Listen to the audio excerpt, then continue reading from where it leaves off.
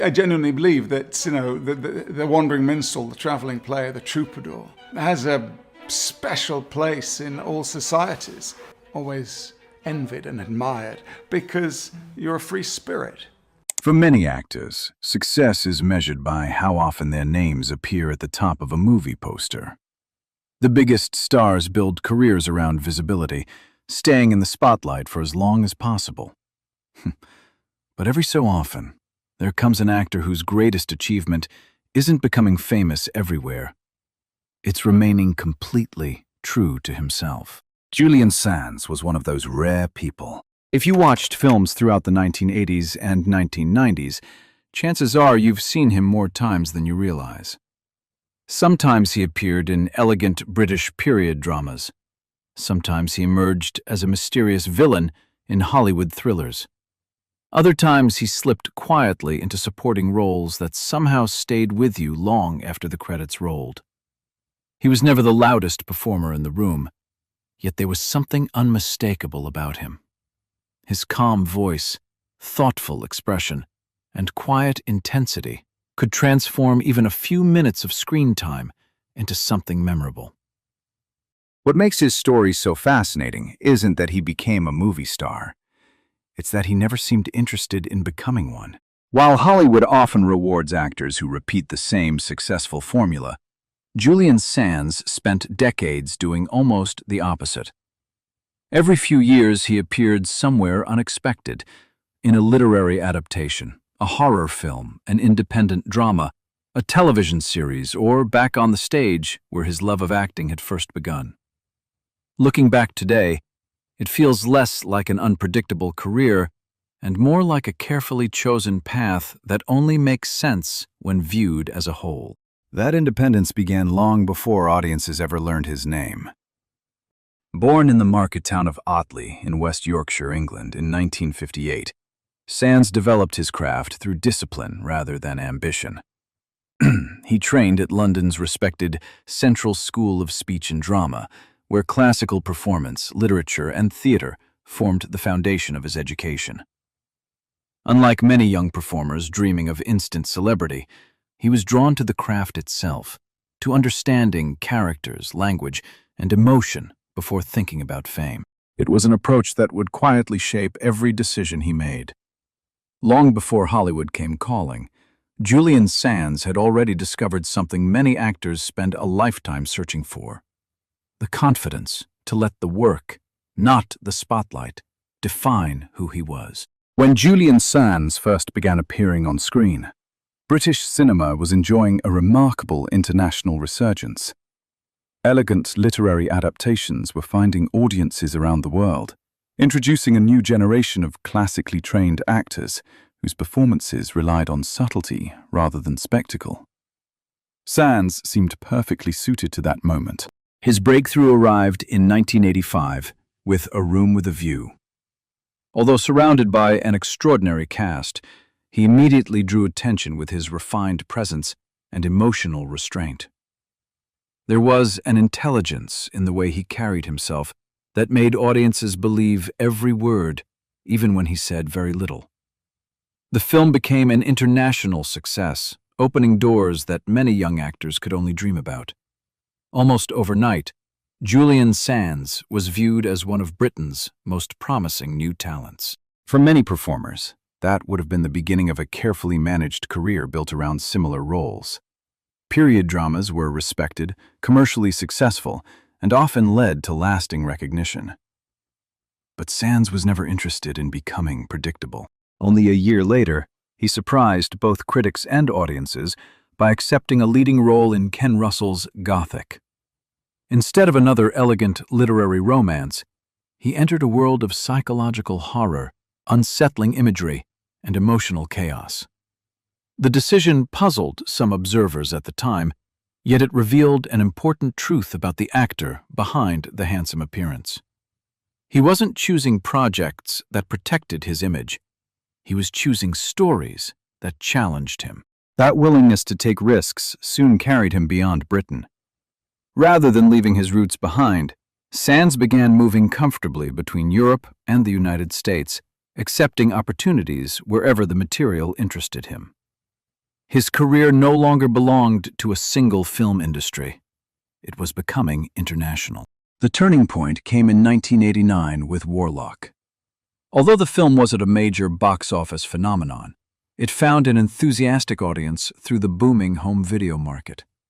Sands played the ancient sorcerer with remarkable conviction, avoiding the temptation to exaggerate the character into parody.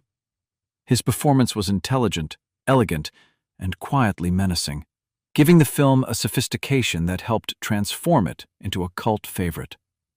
For countless American movie lovers, Warlock wasn't simply another horror film. It was the moment they first discovered an actor unlike anyone else working in Hollywood.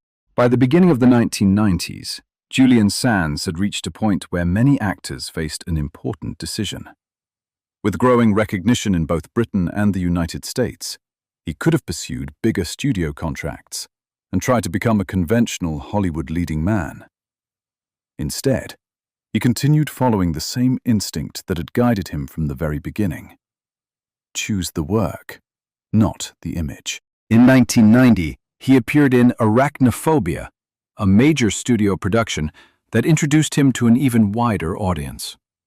The film balanced suspense with comedy, and Sands understood exactly what it required.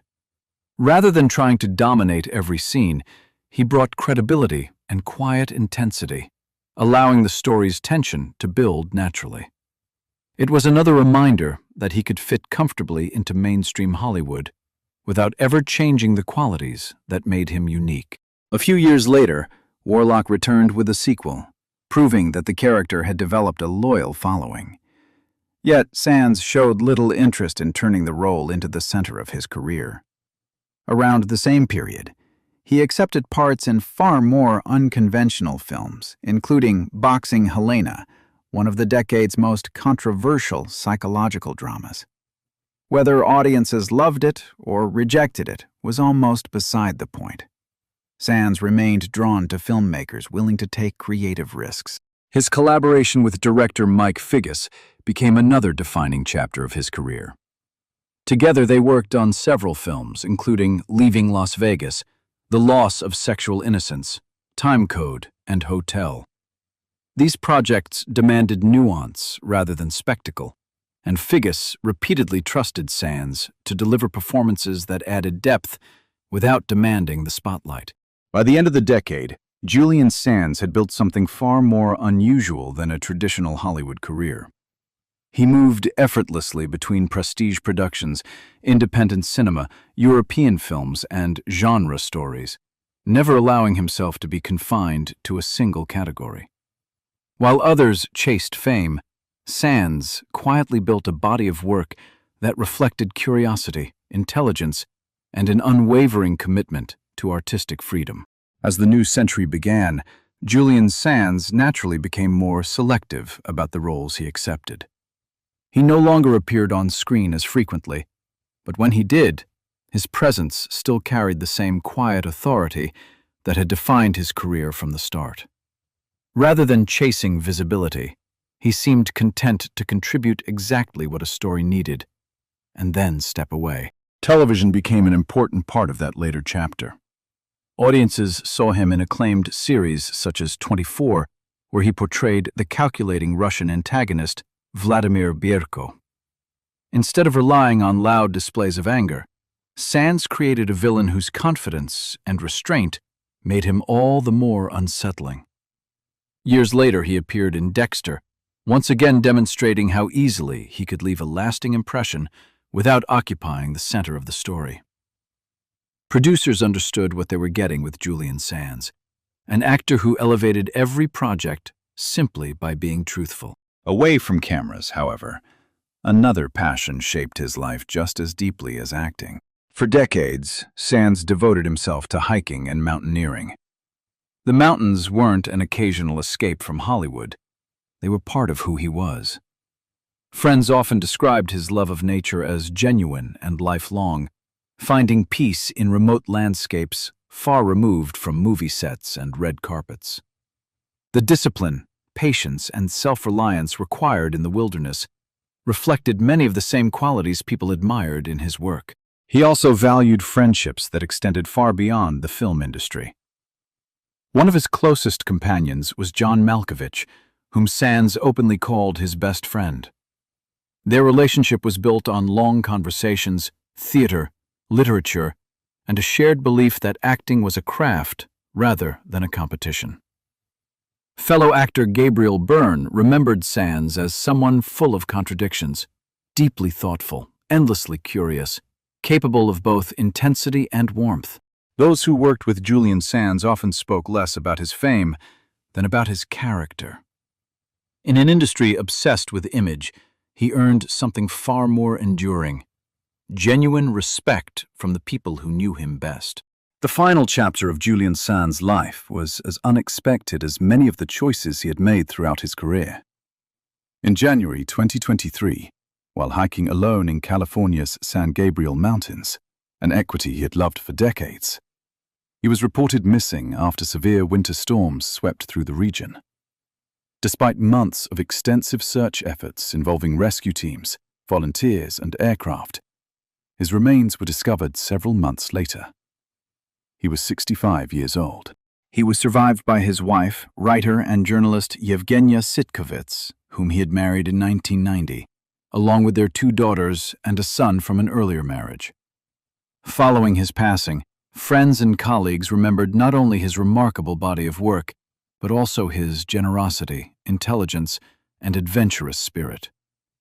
Tributes came from across both the British and American film communities, reflecting the quiet respect he had earned over 4 decades in the profession. Although Julian Sands is no longer with us today, his films continue to introduce new audiences to an actor who never allowed himself to be defined by Hollywood expectations. From A Room with a View and Warlock to Leaving Las Vegas, 24, and dozens of other memorable performances, he left behind a career built on curiosity rather than celebrity. Perhaps that is his greatest legacy. Julian Sands proved that success isn't always measured by awards, blockbuster salaries, or constant headlines. Sometimes it is measured by the freedom to choose your own path, and by having the courage to follow it until the very end.